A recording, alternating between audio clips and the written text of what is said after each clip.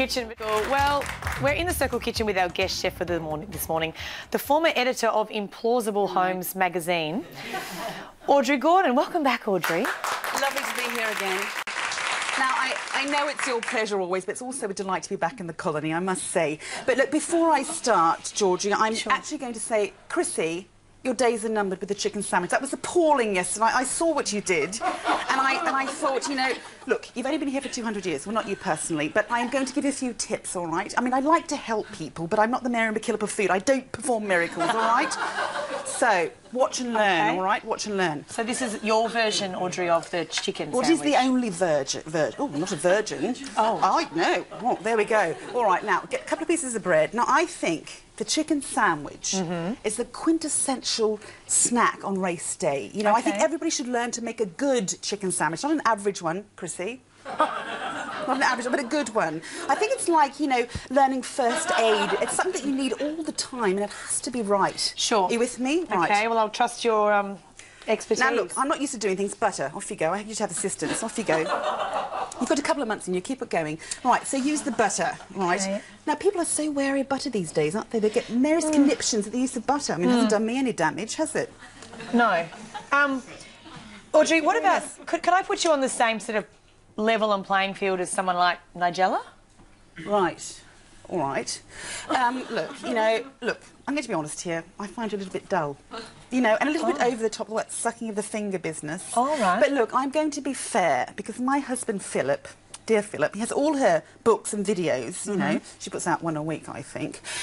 You know, and he often stays up late at night watching them alone, so obviously I am missing something. OK. Right. I just want to... While I'm buttering your bread... quickly, yes, right. While I'm buttering your bread... There's a lot, isn't there? There's a lot to move around. Have we got... What about people having a few drinks at Ladies' Day tomorrow at the races? Have you got any tips for them? Right. Well, look, you know, as a rule, I like to enjoy my champagne or my Campari and soda or my lovely, you know, like rich, thick Cabernet. Right, sorry, what was the question? Yes, right. And so in between my drinks, I like to sort of, you know, have a lovely, like, vodka and soda. So I have a bit of a clean spirit with a bit of H2O, and that way I stay, you know, buoyant the whole time. OK. Now... You do have a fabulous new book out, which I do. Probably need to plug. It's Audrey Gordon's... Well, I don't think you need to plug it because, you know, I invented the cookbook, as I said before, and it's going to walk out of stores. You know, I'm actually very proud of this book, Audrey. Oh, no, not Audrey at all. The Audrey. Yeah, but I haven't had a drink yet. I had a little bit on my fruit salad, but only a tiny little bit. So it is it looks beautiful. It's got beautiful photography in it. I'm actually really proud of it, Georgie, because, you know, I've actually sort of aimed it as the ordinary person, you know. It's not beige and boring by any means. It's just sort of very entertaining. But I've sort of, you know, I've put in there so you can sort of pull off and carry everything from a lazy Sunday brunch with friends, you know, right through to, you know, a formal sit-down banquet for 200 or 300 lactose intolerant diabetic vegans with severe peanut allergies. So I have really catered to everybody. OK. We had a... Oh, I hope you don't mind. We had a bit of a complaint before about you being on the show. You get those, don't you? I'll just read it out. It's an email, because we do like to sort of look after our viewers and read out their emails that they bring in.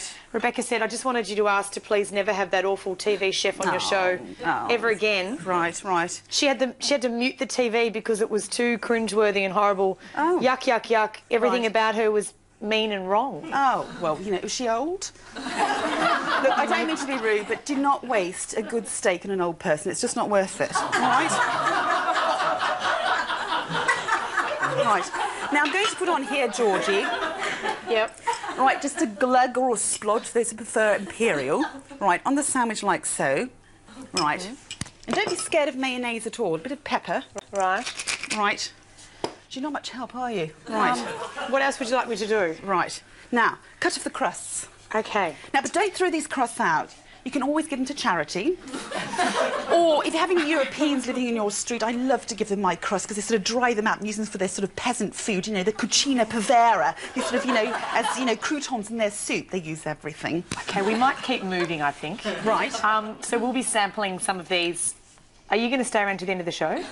Well, absolutely. I'm coming back at the end to show, of course, Chrissy, how to make a proper chicken sandwich. I'm sorry, dear. You know, and I actually get, you know, I get a lot of enjoyment helping people, you know, who are taking their first steps as a cook, Chrissy, just realise and understand how little they know. Well, you know, with that in mind, stick around to the end of the show if you don't know anything about anything, because Audrey's sure to be able to keep you up to speed. With Audrey Gordon, and I think it's wonderful the way you've included your husband in the book. There's a lovely shot of him there. Yes, he gets the worries, poor Philip. He does. So, obviously, there's so many cookbooks on the market, Yes. Audrey, and we're coming into Christmas. Why should we buy yours? Well, very simple. Number one, it's brilliant. It's out there. Number two, it's dedicated to the ordinary person.